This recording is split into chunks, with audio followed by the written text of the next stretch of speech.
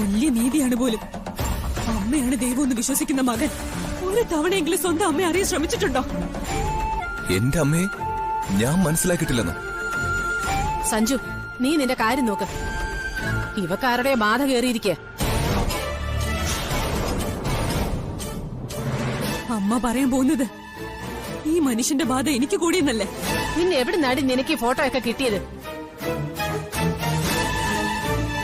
ഞാൻ സംസാരിക്കുന്നത് സഞ്ജുവിനോടാ. ആരെയും ഞാൻ ഇവിടെ പിടിച്ചു നിർത്തിയിട്ടില്ല. ഇന്നലെ വരെ ഇല്ലാത്ത ഫോട്ടോ ഇവിടെ വയ്ക്കാൻ ഞാൻ സമ്മതിക്കില്ല. ഇളയമ ചെയ്യാൻ പോകുന്നതൊന്ന് കാണിക്കേ. മുകുന്ദന്റെ ഫോട്ടോ അവിടെ തന്നെ ഇരിക്കട്ടെ.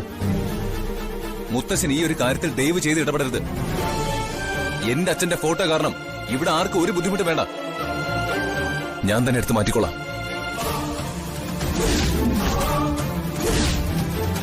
സ്വാതി, മുന്നിൽ നിന്ന് മാറ്. തൊടില്ല സഞ്ജു ആ ഫോട്ടോ. അതിൽ സ്പർശിക്കണമെങ്കിൽ ഈ വീട്ടിലുള്ളവർക്ക് തുല്യനീതി പങ്കിട്ട് കൊടുക്കുന്ന സഞ്ജു എന്റെ ചോദ്യത്തിന് മറുപടി തന്നിട്ട് മതി മുന്നോട്ട് പോകാൻ. മറ്റുള്ളവരുടെ സന്തോഷത്തിന് വേണ്ടി സ്വന്തം അച്ഛന്റെ ഓർമ്മകൾ 19 വർഷം ഇരുട്ട് മുറിയിൽ തളച്ചിട്ടപ്പോ ആ മനുഷ്യന് മാത്രം ഓർത്ത് ജീവിക്കുന്ന അമ്മക്കെന്താ തുല്യനീതി ഒരു അംശമെങ്കിലും മകൻ വീതിച്ചു കൊടുക്കാതിരുന്നത്? ഈ വീടിന് മുകളിൽ 19 വർഷമായി ആരും പ്രവേശിക്കാത്ത അടച്ചിട്ടൊരു മുറിയുള്ള കാര്യം സഞ്ജുവിനറിയാമോ? മുത്തശ്ശൻ ഒന്നും അറിയാതെ പോയി മോളെ. അന്ന് അതവിടെ അവസാനിച്ചെന്ന് മാത്രം ഞാൻ കരുതി. തുടങ്ങി വച്ചിരിക്കല്ലേ കൊച്ചുമോള്, നമുക്ക് കാണാം.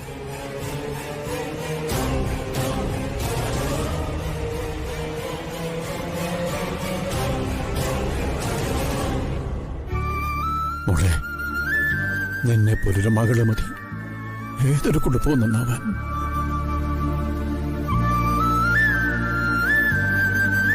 ഇനി ഞാനൊന്ന് കരഞ്ഞോട്ടെ മുത്തശ്ശ?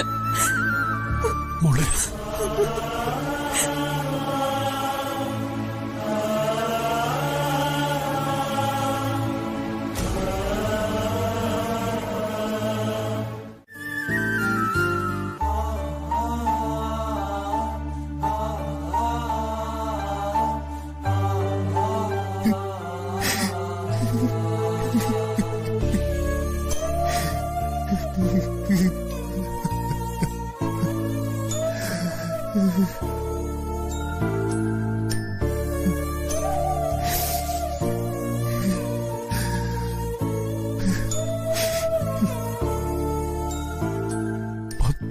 വർഷം അച്ഛന്റെ ഈ വീട്ടിൽ ചിരിച്ചു സന്തോഷിച്ച് ജീവിക്കുമ്പോ എന്റെ അച്ഛൻ ഈ ഇരുട്ട് മുറിയിലിരിക്കുന്ന കാര്യം അറിയാതെ പോയി. അമ്മ പോലും എന്നോടൊരു വാക്ക് പറഞ്ഞില്ല. എന്റെ അമ്മ സങ്കടപ്പെടരുതെന്ന് ഞാൻ ആഗ്രഹിക്കുമ്പോഴും ഞാൻ അറിഞ്ഞില്ല അച്ഛ അമ്മയുടെ വേദന എന്താന്ന്.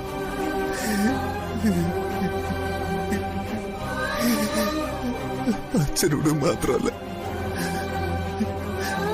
അമ്മയോടും ഒരു മകൻ ചെയ്യേണ്ട കടമ ഞാൻ ചെയ്തില്ല അച്ഛ. എന്നോട് ക്ഷമിക്കാൻ.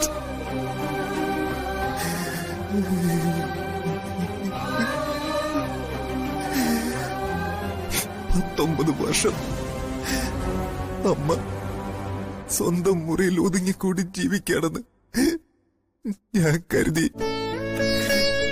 പക്ഷെ രാത്രികളിൽ അമ്മ കഴിച്ചുകൂട്ടിയത് ഈ മുറിയിലായിരുന്നു. അമ്മയുടെ അസുഖത്തിന്റെ കാരണം പോലും ഞാൻ അറിയാതെ പോയി.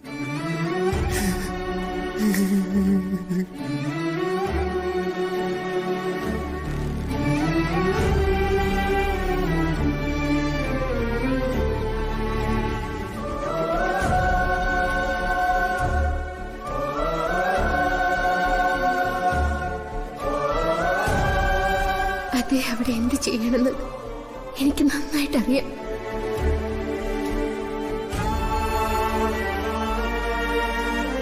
അച്ഛന്റെ ചിത്രത്തിന് മുന്നിൽ മകൻ ഹൃദയം പൊട്ടി കരയുന്നുണ്ടാവും.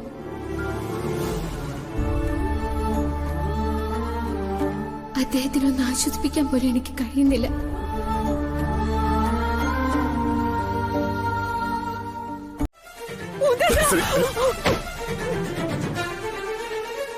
അമ്മേ അമ്മേ അമ്മ എന്തിനാ അമ്മ കരയുന്നേ? അമ്മേ അമ്മേ അമ്മ എന്തിനാ അമ്മ കരയുന്നേ? പോയി മോനെ, മോന്റെ അച്ഛൻ പോയി. അച്ഛൻ എവിടെയാ പോയത്? ദൈവത്തിന്റെ അടുത്തേക്ക് അച്ഛൻ പോയി. ദൈവത്തിന്റെ അടുത്തൊന്നും അച്ഛൻ വരില്ലേ? പറയമ്മേ, ദൈവം അച്ഛനെ വിടില്ലേ? എന്റെ പൊന്നു മോനെ, നമുക്ക് ആരുമില്ലാതായി പോയി കളഞ്ഞില്ല മുകുന്ദേട്ട. ഇതിനായിരുന്നു എന്നോട് താലി അഴിക്കരുതെന്ന് പറഞ്ഞത്. എന്റെ ദൈവമേ, ഞാൻ ഉള്ളൊരുക്കി കരഞ്ഞിട്ട് എന്റെ ജീവനെ തട്ടിയെടുക്കാൻ എങ്ങനെ തോന്നി?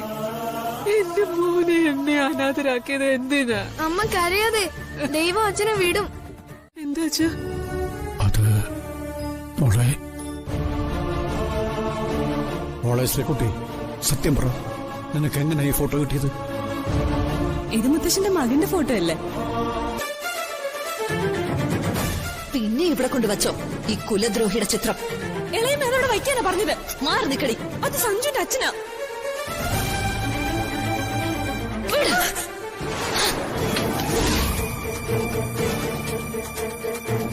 നിന്നോടല്ലേ ഞാൻ പറഞ്ഞത് ഈ ഫോട്ടോ ഇവിടെ വെക്കാൻ പാടില്ലെന്ന്?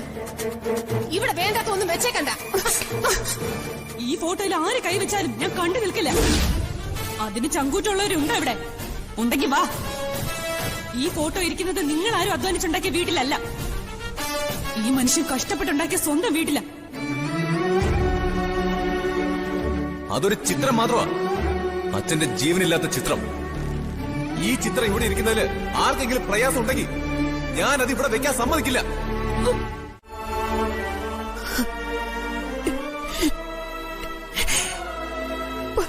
വർഷക്കാലം നീ അനുഭവിച്ച വേദന ഞങ്ങൾക്ക് മനസ്സിലാക്കാൻ കഴിയാതെ പോയി. എന്റെ മോൻ ആ ഇരുട്ട് മുറിയില് ആത്മശാന്തി കിട്ടാതെ കഴിയുകയാണെന്ന് അവന്റെ അമ്മയായ ഞാനും അറിഞ്ഞില്ല. ഇവിടെ ഉള്ളവരെ പേടിച്ച് അവന്റെ ചിത്രത്തിന് മുന്നിൽ അന്ത്യത്തിരി വയ്ക്കാൻ നിനക്കും കഴിഞ്ഞില്ല. എന്റെ മോനെ ഞാനും മറന്നുപോയി.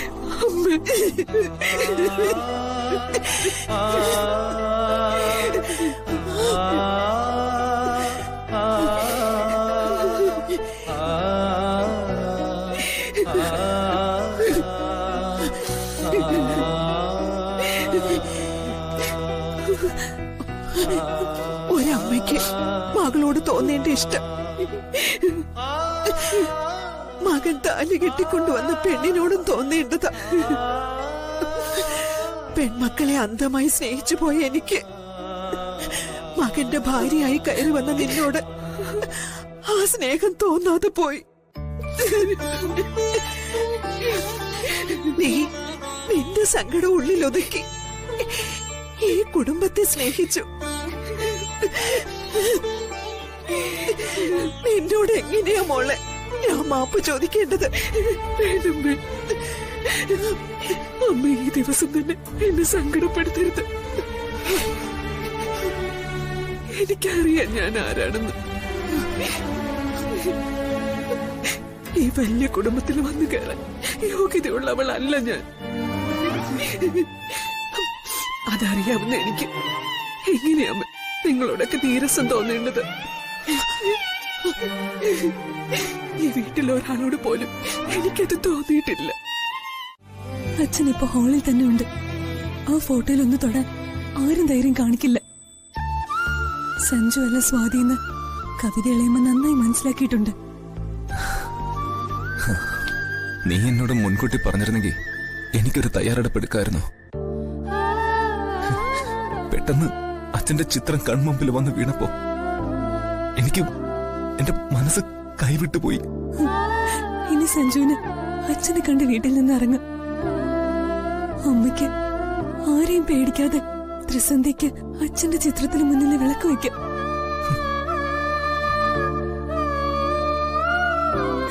അമ്മയ്ക്കിനി പൊടിയടിച്ചുള്ള അലർജി ഉണ്ടാവാനും പോകുന്നില്ല.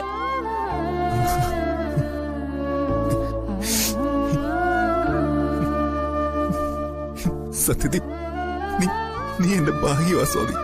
Love you so much. Love you Sanju.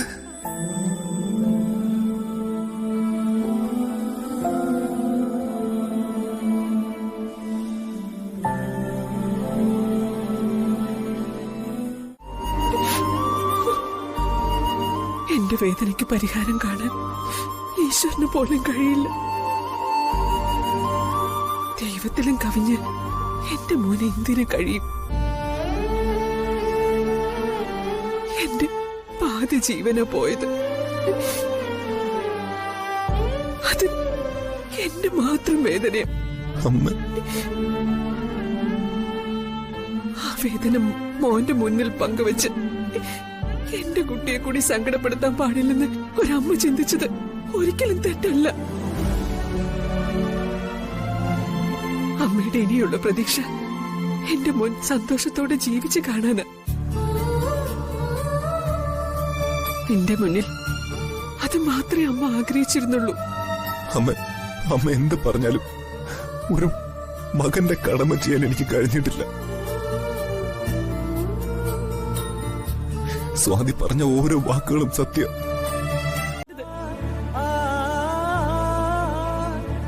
സത്യത്തിലെ വലിയ ഫോട്ടോ അമ്മയുടെ മുറിയിൽ വെക്കണമെന്ന് ഞാൻ ആഗ്രഹിച്ചത്. ഷോക്കേസിൽ വെക്കാനും സഞ്ജുന്റെ റൂമിൽ വെക്കാനും 2 ചെറിയ ഫോട്ടോ കൂടി ഞാൻ വാങ്ങിയിട്ടുണ്ടായിരുന്നു. കവിതളയമ്മ അതവിടെ വെക്കില്ലെന്ന് വാശി പിടിച്ചപ്പോ എനിക്കും വാശിയായി. അച്ഛന്റെ വലിയ ഫോട്ടോ അവിടെ തന്നെ ഇരിക്കേണ്ടത്. വലിയൊരു കൊടുങ്കാറ്റ് കെട്ടടങ്ങിയത്. കാഞ്ചനയോ കവിതയോ ഇറങ്ങിപ്പോയെങ്കിൽ എന്റെ അമ്മ എന്തായാലും ഈ വിഷയത്തിന്റെ പേരിൽ ഇറങ്ങിപ്പോവാൻ തയ്യാറാവില്ല. ഇറങ്ങിപ്പോയാ അത് മോളെ മറന്നിട്ടായിരിക്കണമെന്ന് അമ്മയ്ക്കറിയാം. പിന്നെ കവിതയുടെയമ്മയുടെ കാര്യം, അവര് പോയാ പോട്ടേന്ന് കരുതണം. സ്വന്തം കൂടെ പറപ്പുന്ന പരിഗണന വേണ്ട. മരിച്ചുപോയ ഒരാളിന്റെ ഫോട്ടോ എടുത്തെറിയാൻ മനസ്സ് വന്ന ഒരാളെ ഓർത്ത് ആരും സങ്കടപ്പെടരുത്. ഇനി ഈ വീട്ടിൽ ആരും അമ്മയെ തടയില്ല.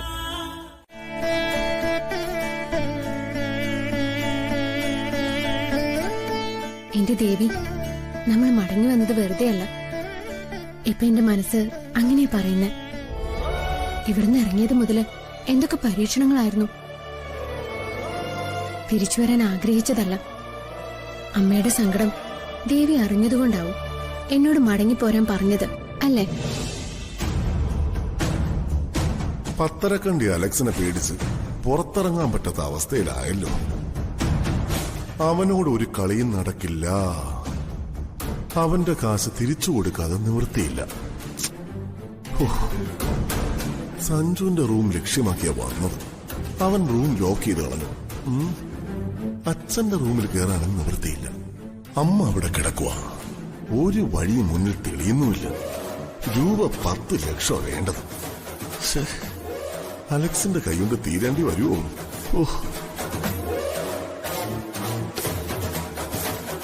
കവിതയുടെ അടുത്ത് ഇനി ഒരു നമ്പറും വില പോകില്ല. അമ്മു തിരിച്ചു വന്നതോടെ അവളുടെ മുന്നിലും പുല്ല് വിലയാ.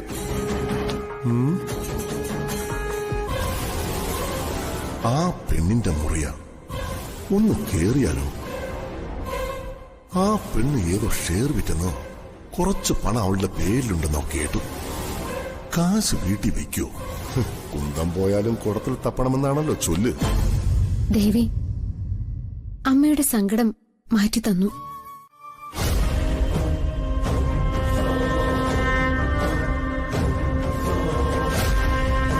ഓ, ഇവളിവിടെ ഉണ്ടായിരുന്നു.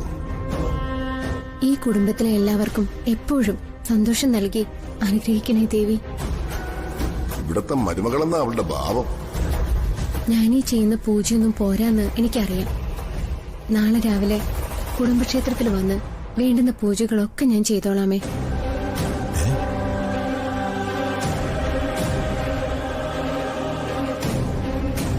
നാളെ രാവിലെ അവൾ കുടുംബക്ഷേത്രത്തിൽ പോകുന്നുണ്ട്. അവസരം ഒത്തുകിട്ടിയ വിവരം അറിയിക്കണമെന്നാണ് ഗൗതം പറഞ്ഞിരിക്കുന്നത്. എന്തിനാ അയാളെ കൂടെ കൂട്ടുന്നു? ഒരു പെണ്ണെന്ന ചിന്ത പോലും ഇല്ലാത്തവനായ അവളെ കണ്ട അവിടെ വെച്ച് തീർക്കുവൻ. പക്ഷെ ദിനേശൻ ആഗ്രഹിക്കുന്നത് അങ്ങനെയല്ല. സേഫായ സ്ഥലത്ത് അവളെ 4-5 ദിവസം താമസിപ്പിക്കണം. എന്നിട്ട് മതി യാത്രയായപ്പോ. അവളെ കാണാതെ വന്നാൽ ക്ഷേത്രത്തിലേക്കെന്ന് പറഞ്ഞ് പെണ്ണ് വീണ്ടും സ്ഥലം വിട്ടുപോയെന്നേ ഇവിടെ ഉള്ളവർ കരുതും. അവനും ശ്രീകുട്ടിയും മൂന്നാറിലേക്ക് ഓടും. അതിനിടയിൽ കവിതയോട് വിലപേശി 25 ലക്ഷം രൂപയ്ക്ക് കരാർ ഉറപ്പിക്കണം. കെട്ടിയിട്ടിരിക്കുന്ന അമ്മുവിന്റെ ഫോട്ടോ കാണിച്ചു കൊടുത്താൽ കവിത ആ പണം എപ്പ തന്നെന്ന് ചോദിച്ചാൽ മതി.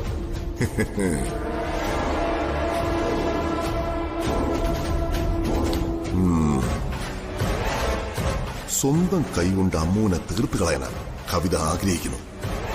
കവിതയ്ക്ക് തന്നെ അത് വിട്ടുകൊടുക്കാം. ഒറ്റ കണ്ടീഷനേ ഉള്ളൂ, ഗൗതമിനെ അടുപ്പിക്കരുത്.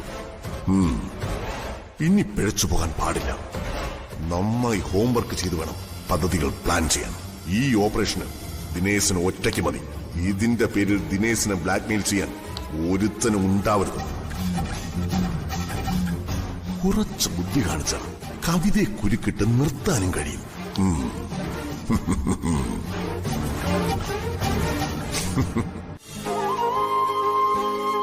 ഭഗവാനെ, വിഘ്നേശ്വര, കാത്തുരക്ഷിക്കണേ.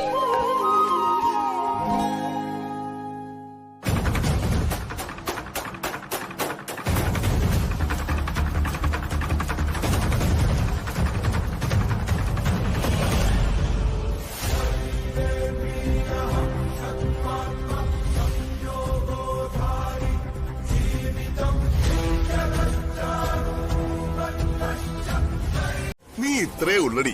ഇതിനാ 2 ദിവസം മൂന്നാറിൽ അലഞ്ഞു നടന്ന് ഇടി വാങ്ങി കൂട്ടിയത്. പോ അല്ലേ?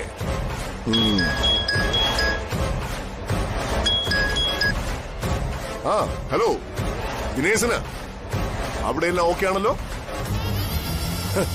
ഞാൻ വരികയാ. Estate ബംഗ്ലാവിന്റെ gate മലക്ക തുറന്നിട്ടേക്കണം. ഇല്ലെന്നേ. കാറിൽ പെണ്ണുള്ള കാര്യം പുറത്തു നോക്കുന്ന ആർക്കും മനസ്സിലാവില്ല. അവൾ സീറ്റിൽ സുഖമായിട്ട് ഉറങ്ങുക.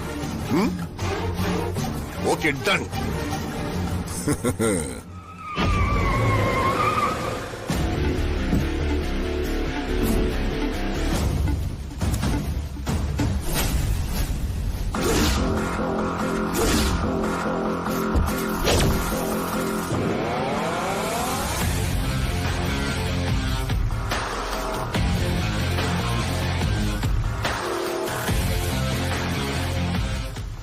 കണ്ടി അലക്സ്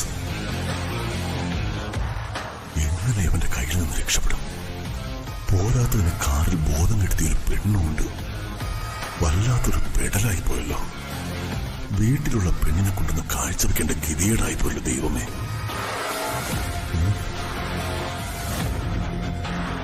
ഇവിടെ അലക്സിന് കൊടുത്ത് തടി ഊരുന്നതല്ലേ നല്ലത്. അലക്സിന്റെ കാര്യം കഴിഞ്ഞാൽ പെണ്ണിനെ വന്ന് ഏറ്റുവാങ്ങാം. ഇവിടെ വച്ച് അലക്സിന്റെ കടം തീർക്കുന്നതാ ബുദ്ധി.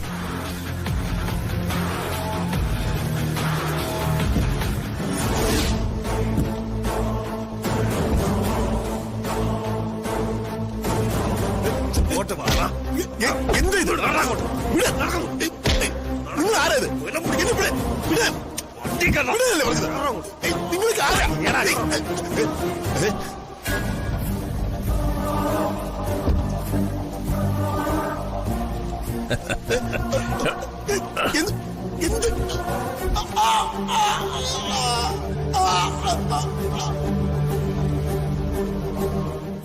പിന്നിലെ സീറ്റിൽ ഞാൻ അവളെ മയക്കി കിടത്തിയതാ. ഒന്നും അറിയില്ല നീ ഭാവിക്കണ്ട. അവൾ നിന്റെ കൈ തന്നെ ഉണ്ട്. വാടാ. അവളെ നീ എടുത്തു. എന്നെ വിട്ടേക്ക് അലക്സേ. നീ എന്താടാ എന്നെ കുറിച്ച് കരുതിയത്? പെണ്ണിനെ കൂട്ടി തന്നാ ഞാൻ അതിൽ വീഴുവന്നോ? പെണ്ണിന്റെ മാനത്തിന് പത്തരക്കണ്ടി അലക്സ് ഇന്നേ വരെ വില പറഞ്ഞിട്ടില്ല. അറിയാവൂടാ പുല്ല് നിനക്ക്? പറഞ്ഞ മുഴുവൻ കള്ള. കാറിലെങ്ങും ആരുമില്ല. ഇവന് വേണ്ടി ഒരു ബുള്ളറ്റ് പോലും പാഴാക്കാൻ പാടില്ല. കഴുത്തിൽ കുടുക്കിട്ട് തീർത്തേക്ക്. പട്ടി ചാവുന്ന പോലെ തീരട്ടെ.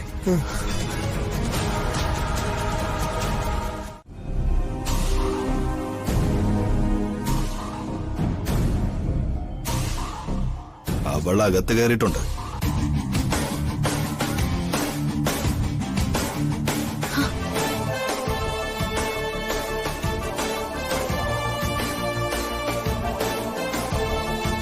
ഇവളുടെ മുഖത്തൊരു പരിഭ്രമം ഉണ്ടല്ലോ.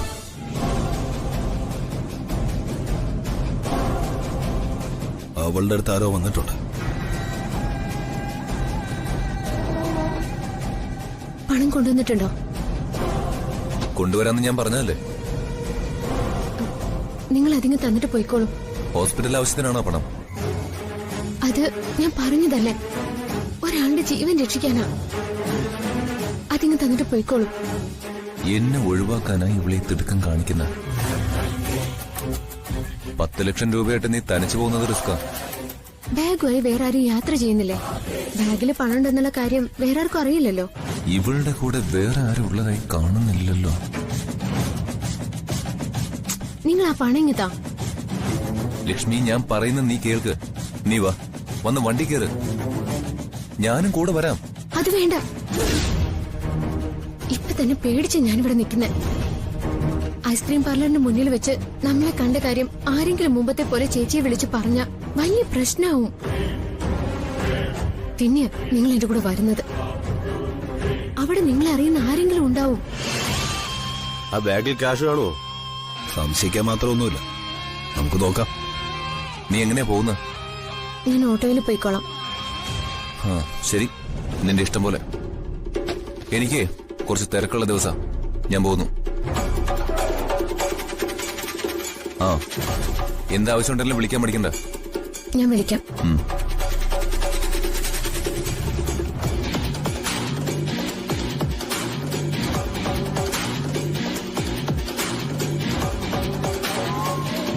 ആരെ വിശ്വസിച്ചാലും ഇവനെ നീ വിശ്വസിക്കരുത്.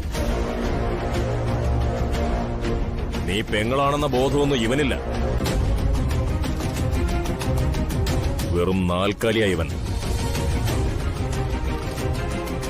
നീ ഇവനെ സൂക്ഷിച്ചോ.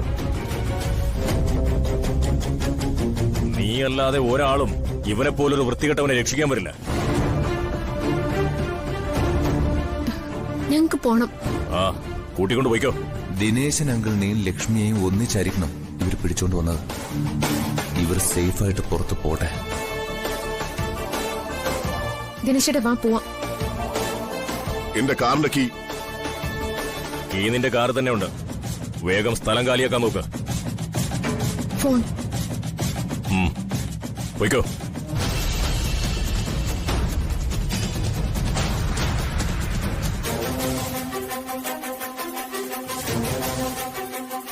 അങ്ങോട്ട് മാറിക്ക്.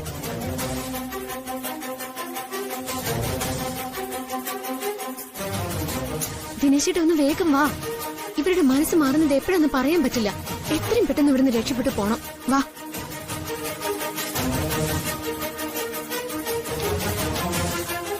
ഇത് 10 ലക്ഷം ഉണ്ടാവും അച്ചായ. വിശ്വസിക്കാവടാ. പുലിമടയിലേക്ക് പണവുമായി വന്നത് ഒരു സുന്ദരി പെണ്ണല്ലേ. തിരിച്ചു കിട്ടുമെന്ന് കരുതിയ മുതലല്ല.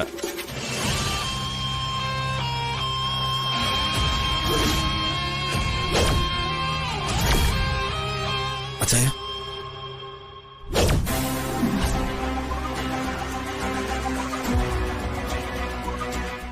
ആരെ വിശ്വസിച്ചാലും ഇവനെ നീ വിശ്വസിക്കരുത്. നീ പെങ്ങളാണെന്ന ബോധമൊന്നും ഇവനില്ല. വെറും നാൽക്കാലിയായി ഇവൻ. നീ ഇവനെ സൂക്ഷിച്ചോ. നീയല്ലാതെ ഒരാളും ഇവനെ പോലൊരു വൃത്തികെട്ടവനെ രക്ഷിക്കാൻ വരില്ല. ഞങ്ങക്ക് പോണം. ആ, കൂട്ടിക്കൊണ്ട് പോയിക്കോ. ദിനേശൻ അങ്കിളിനെയും ലക്ഷ്മിയെയും ഒന്നിച്ചായിരിക്കണം ഇവർ പിടിച്ചോണ്ട് വന്നത്. ഇവർ സേഫായിട്ട് പുറത്ത് പോട്ടെ. ദിനേശേട്ടാ വാ പോവാം. എന്റെ കാറിന്റെ കീ. ഈ നിന്റെ കാർ തന്നെ ഉണ്ട്. വേഗം സ്ഥലം കാലിയാക്കാൻ നോക്ക്. ഫോൺ. പോയിക്കോ.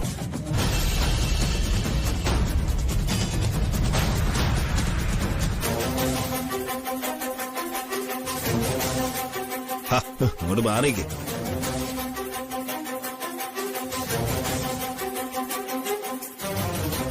ദിനേശേട്ടാ ഒന്ന് വേഗം വാ. ഇവരുടെ മനസ്സ് മാറുന്നത് എപ്പോഴാന്ന് പറയാൻ പറ്റില്ല. എത്രയും പെട്ടെന്ന് ഇവിടുന്ന് രക്ഷപ്പെട്ടു പോണം. വാ.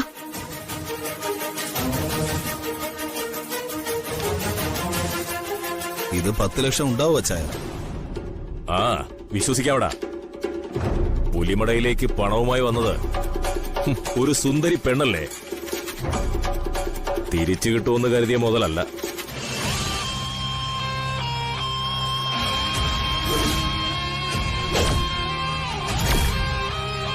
അച്ചായ,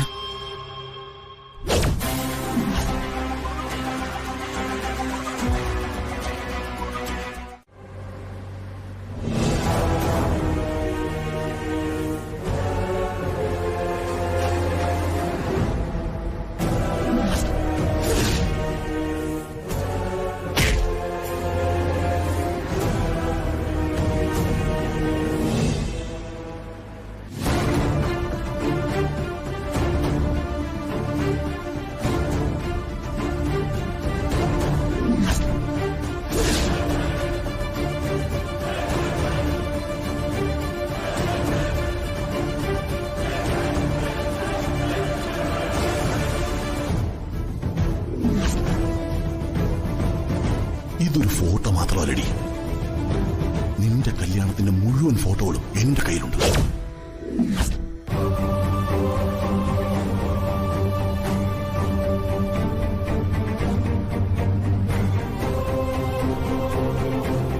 ഇന്ന് രാത്രി ഞാൻ നിന്നെ ഫോണിൽ വിളിക്കും. നീ ടെറസിൽ വരണം. നീ വന്നില്ലെങ്കിൽ നാളെ ഞാൻ എല്ലാവരെയും വിളിച്ചുകൂട്ടി നീ ആരാണെന്ന് വെളിപ്പെടുത്തും.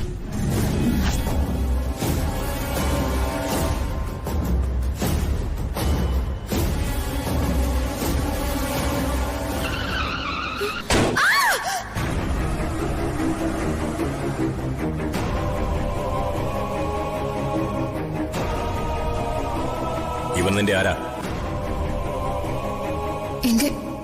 എന്റെ സഹോദരനാ.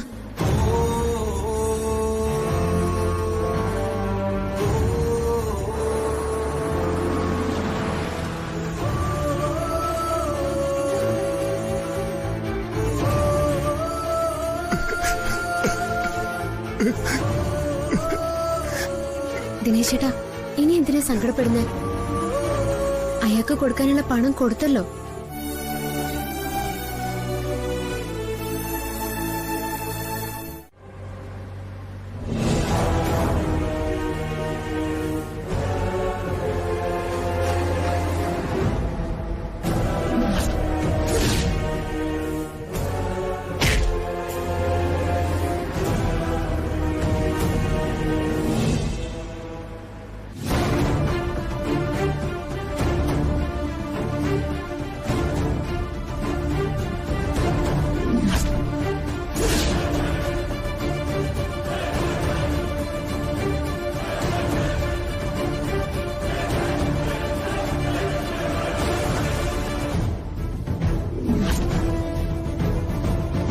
ഇതൊരു ഫോട്ടോ മാത്രമല്ലടി. നിന്റെ കല്യാണത്തിന്റെ മുഴുവൻ ഫോട്ടോകളും എന്റെ കയ്യിലുണ്ട്.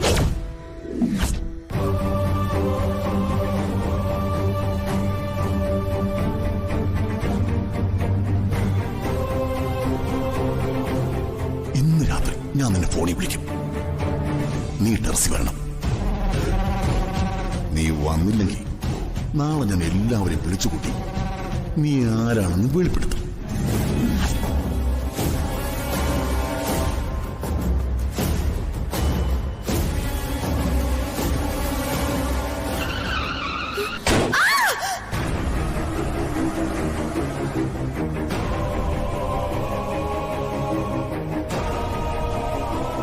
ഇവൻ നിന്റെ ആരാ? എന്റെ സഹോദരനാ.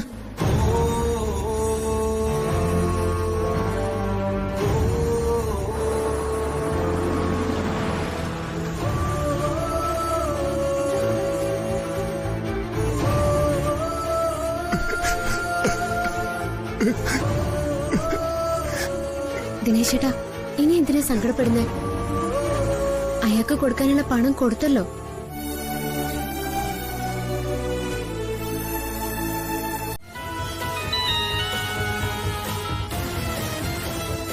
എന്താ സ്വാതി? സഞ്ജു ഓഫീസിലാണോ? അല്ല, മനു ഒരു പ്രോപ്പർട്ടി നോക്കാൻ വിളിച്ചിരുന്നു. ഞാൻ അങ്ങോട്ട് പോയിക്കൊണ്ടിരിക്കുക. നീ എന്താ വിളിച്ചത്? എന്തെങ്കിലും കാര്യമുണ്ടോ? സഞ്ജുവിന് അച്ഛന്റെ ഓർമ്മയ്ക്കായി ഒരു വക്കീല് ചെടി തന്ന കാര്യം പറഞ്ഞില്ലേ? ആ അതെ, ശർമാജി. അദ്ദേഹം തന്നെ ആ ചെടിയല്ലേ അമ്മ ടെറസിൽ നട്ടിരിക്കുന്നത്? ശർമാജിയുടെ വീട്ടില് വേറെ ചെടികളുണ്ടോ? ശർമാജിക്ക് നല്ലൊരു ഗാർഡൻ തന്നെയുണ്ട്. എനിക്ക് ശർമാജിയുടെ വീട് വരെ ഒന്ന് പോണം സഞ്ജു. കുറച്ച് ചെടികൾ വാങ്ങണം. ശർമാജിയുടെ ഫോൺ നമ്പർ സഞ്ജു ഒന്ന് പേണേ. ചെടികൾ വാങ്ങാനാണെങ്കിൽ വല്ല നഴ്സറിയിലും പോയാൽ പോരെ? അതല്ലേ നല്ലത്. ഞാൻ ഉദ്ദേശിച്ചത് എന്താന്ന് വെച്ചാല് സഞ്ജുന് മനസ്സിലായില്ലേ? ഇവിടെ ഉണ്ടായിരുന്ന ചെടികളിൽ പലതും ആ വക്കീല് സ്വന്തം വീട്ടിലേക്ക് കൊണ്ടുപോയിട്ടുണ്ടെന്ന് മുത്തശ്ശി പറഞ്ഞു. നമ്മുടെ ചെടികള് കുറച്ചെങ്കിലും തിരിച്ചു കൊണ്ടുവരണമെന്നൊരു ആഗ്രഹം എനിക്ക് തോന്നി. അത് തെറ്റാണോ? ഹേയ്, ഒരു തെറ്റുമില്ല. നഷ്ടമായതൊക്കെ തിരിച്ചു പിടിക്കാൻ ഭാവി മരുമകൾ ശ്രമിച്ചാ അത് നിരുത്സാഹപ്പെടുത്താൻ പാടുണ്ടോ? എനിക്ക് ആ വക്കീലിന്റെ അഡ്രസ്സും ഫോൺ നമ്പറും ലൊക്കേഷനും ഒന്ന് അയച്ചേക്കോ? ആ, ഞാൻ ഇപ്പൊ തന്നെ അത് മെസ്സേജ് ചെയ്യാം. വക്കീലിനെ വിളിച്ച് നീ വരുന്ന വിവരം പറയാം. Thank you Sanju.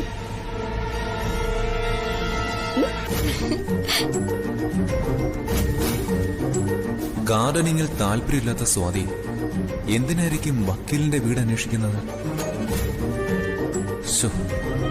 ഇനി അടുത്ത കൊടുങ്കാറ്റ് കെട്ടഴിച്ച് വിടാനുള്ള പുറപ്പാടിലാണോ സ്വാതി? അച്ഛന്റെ കഥകളൊക്കെ അറിയാവുന്ന ആത്മമിത്രവാ അഡ്വക്കേറ്റ് ശർമാജി. എന്തായാലും അഡ്രസ് അയച്ചു കൊടുത്തേക്കാം.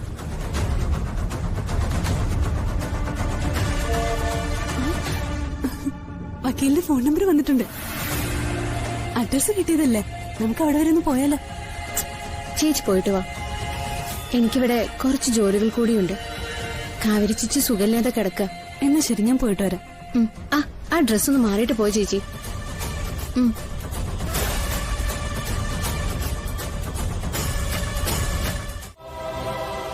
അവന്റെ മനസ്സിനെ കുത്തിനോവിക്കണ്ടെന്ന് കരുതി ഡയറി കൈമാറാൻ ഞാനും തയ്യാറായില്ല. അവൻ സ്നേഹിക്കുന്ന അവന്റെ ബന്ധുക്കളെ കുറിച്ചുള്ള പരാമർശം അതിലുണ്ട്. ഇതാ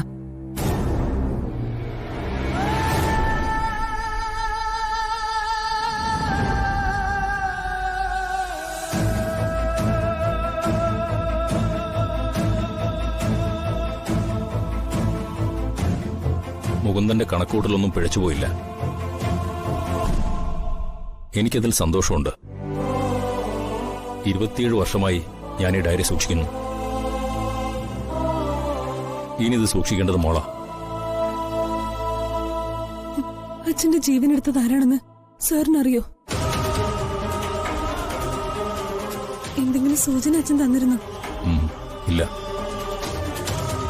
അറിഞ്ഞിരുന്നെങ്കിൽ ഞാൻ അവരെ അഴിച്ചുവിടുവോ?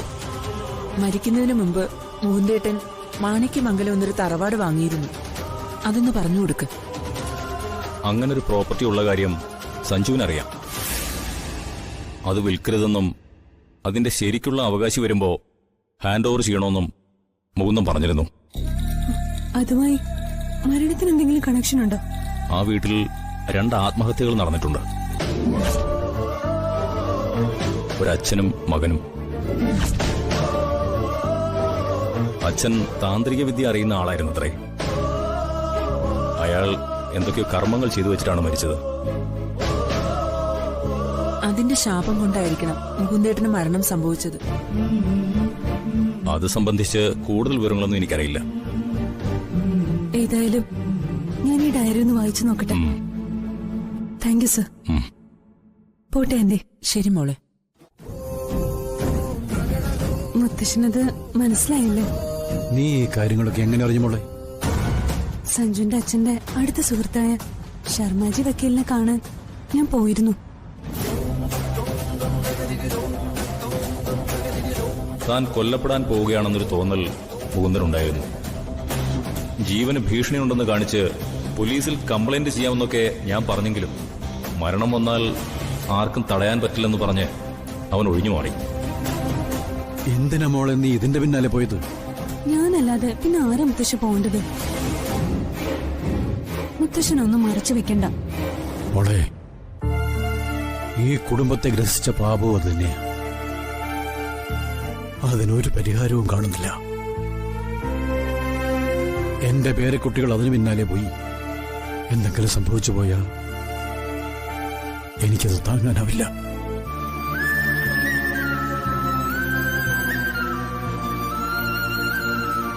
മകന്റെ മരണം കണ്ട ഹതഭാഗ്യനെ ഒരച്ഛനാണ് ഞാൻ. നമ്മുടെ കുടുംബത്തിനൊരു ദോഷം വന്നാൽ നമ്മൾ നേരിടുക തന്നെ വേണം. നമ്മൾ തെറ്റ് ചെയ്തിട്ടില്ല.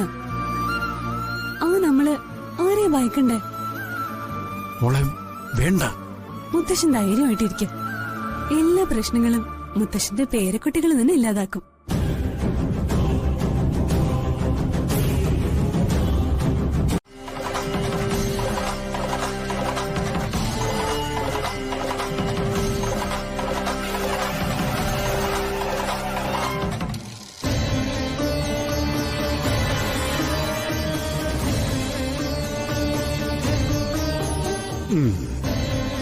മംഗലശ്ശേരിയിലെ ഇളയ സന്താനം അനുഷ്ഠിക്കേണ്ട ദിനചര്യകൾ പറയാം. ദിവസവും അതിരാവിലെ കുളിച്ച് പുതിയ വസ്ത്രം ധരിച്ച് കുലദേവതയായ ലക്ഷ്മി ദേവിയെ ഭജിക്കണം. ദേവിക്ക് വെളുത്ത പുഷ്പങ്ങളായിരിക്കണം. ഭക്ഷണം ഒരു നേരം മാത്രമേ പാടുള്ളൂ. മുകുന്ദന്റെ മരണം സംഭവിച്ച ദിവസത്തിന് 2 നാൾ മുമ്പ് നെറ്റിയിൽ ഭസ്മമണിയുകയും തുളസിപ്പൂ ചൂടുകയും വേണം. മരണ ദിവസം മരണപ്പെട്ട സമയം കഴിഞ്ഞാൽ ക്ഷേത്രത്തിൽ ശയന പ്രദക്ഷിണം ചെയ്യണം. അങ്ങനെ വേണം ചടങ്ങ് അവസാനിപ്പിക്കാൻ. ശാസ്ത്രികൾ പറഞ്ഞതൊക്കെ മനസ്സിലായി. അതുപോലെ ചെയ്തോളാം. തറവാടിനെ ബാധിച്ച ശാപത്തിനുള്ള പരിഹാരം കൂടി പറഞ്ഞു തരണം. ദുർമരണങ്ങൾ തന്നെയാണ് ശാപത്തിന് നിമിത്തമായിരിക്കുന്നത്. ദുർമരണങ്ങൾ സംഭവിച്ചത് എവിടെയാണോ അവിടെ പോയി വിളക്ക് വെക്കണം. തിരി എണ്ണ വറ്റി തന്നെ അണഞ്ഞു തീരണം. മംഗലശ്ശേരിയുമായി ബന്ധമുള്ള ആര് വിളക്ക് വെച്ചാലും കാറ്റിലോ അല്ലാതെയോ കെട്ടുപോകാൻ സാധ്യതയുണ്ട്. മറ്റാരെങ്കിലും ചെയ്താ അതിന് ഫലമുണ്ടാവോ? ഇല്ല. പക്ഷേ പരിഹാരമുണ്ട്. പൂജാമുറിയിലെ കുങ്കുമം നെറ്റിയിൽ തൊട്ട് വിളക്ക് വെച്ചാൽ അണഞ്ഞു പോയില്ല. ക്ഷേത്രത്തിൽ നിന്ന് പൂജിച്ചുകൊണ്ടുവന്ന കുങ്കുമല്ലേ പൂജാമുറിയിലുള്ളത്? അതെ. വിളക്ക് വെച്ച് പ്രാർത്ഥിച്ചു കഴിഞ്ഞാൽ പിന്നെ ഒരു നിമിഷം അവിടെ നിൽക്കരുത്. ജീവനാപത്താണ്. എത്രയും വേഗം ആ പറമ്പിൽ നിന്ന് പുറത്തു കടക്കണം.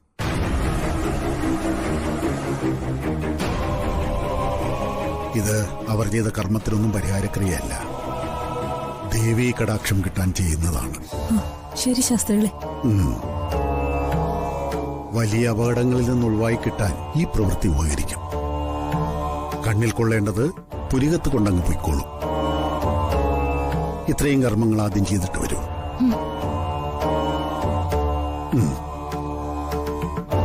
ആയിക്കോട്ടെ.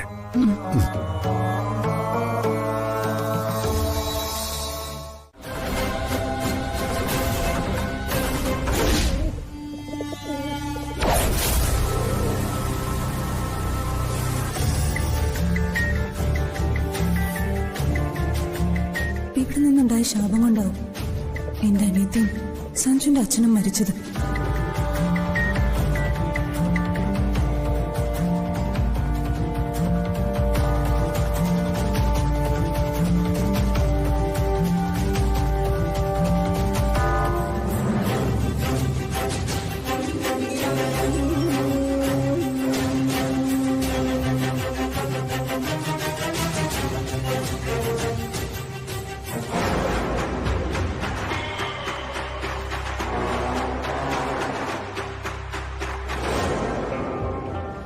എന്താ കുഞ്ഞ് എവിടെ നിൽക്കുന്നേ?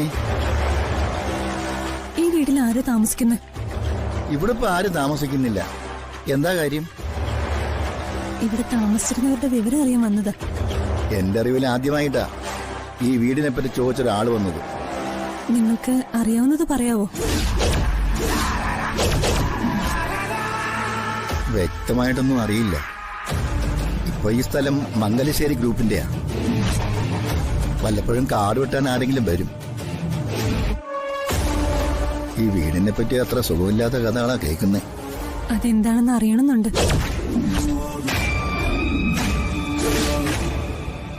10 വർഷം മുമ്പത്തെ കഥകളാ. കുറച്ചു മുമ്പോട്ട് പോകുമ്പോ ഒരു ചായക്കടയുണ്ട്. അച്യുതന്റെ കടയാ. തീരെ ചെറിയൊരു കടയാ. പക്ഷേ അച്ചോട്ടൻ ഫേമസാ. ഭക്ഷണത്തിന്റെ രുചി തന്നെ കാരണം. അച്ചോട്ടനോട് ചോദിച്ചാ പഴയ കാര്യങ്ങളെല്ലാം പറഞ്ഞുതരും.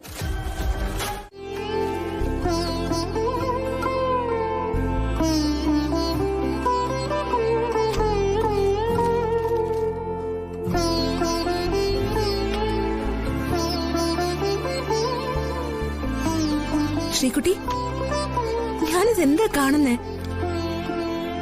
കണ്ടിട്ട് എന്താണെന്ന് ഇളമയ്ക്ക് മനസ്സിലായില്ലേ? പൂജയ്ക്ക് വേണ്ടിയുള്ള വസ്തുക്കളാണെന്ന് മനസ്സിലായി. പക്ഷേ ഇതൊന്നും പരിചയിച്ചിട്ടില്ലാത്തവർ ചെയ്യുന്ന കാണുമ്പോ ആരായാലും അമ്പരന്ന് പോവില്ലേ?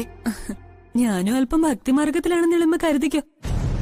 എന്നാലും മോളെ, നീ അത് അമ്മൂനെ പോലെ റൂമിൽ വെച്ച് പ്രാർത്ഥിക്കാനാണോ പോകുന്നത്? ഇവിടെ പൂജാമുറി ഉള്ളതല്ലേ? അമ്മ റൂമിൽ വെച്ച് ലക്ഷ്മി ദേവിയെ പ്രാർത്ഥിക്കുകയും പൂജ നടത്തുകയൊക്കെ ചെയ്യുന്നുണ്ടല്ലോ. പിന്നെ എനിക്കെന്തത് പാടില്ലേ? ശുദ്ധവൃത്തിയില്ലാതെ അമ്മ അവളുടെ മുറിയിൽ പ്രവേശിക്കില്ല. ആ സമയം അവൾ ഉറങ്ങുന്നത് ശ്രീദേവി അടുത്തയുടെ മുറിയില്ല. നിനക്കൊരിക്കലും അതിന് കഴിയില്ല ശ്രീകുട്ടി. ഞാനും അങ്ങനെ ചെയ്താ പോരെ?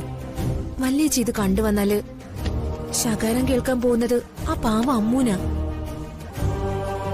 നീ അവളെ കണ്ട് പഠിക്കുകയാണെന്നേ വല്യേച്ചി പറയൂ. ശ്രീദേവി അടുത്തെ ഭക്തിയുടെ കാര്യം പറഞ്ഞ് പരിഹസിക്കുന്നത് നീ കേൾക്കുന്നതല്ലേ? നമുക്കിത് വേണ്ട മോളെ.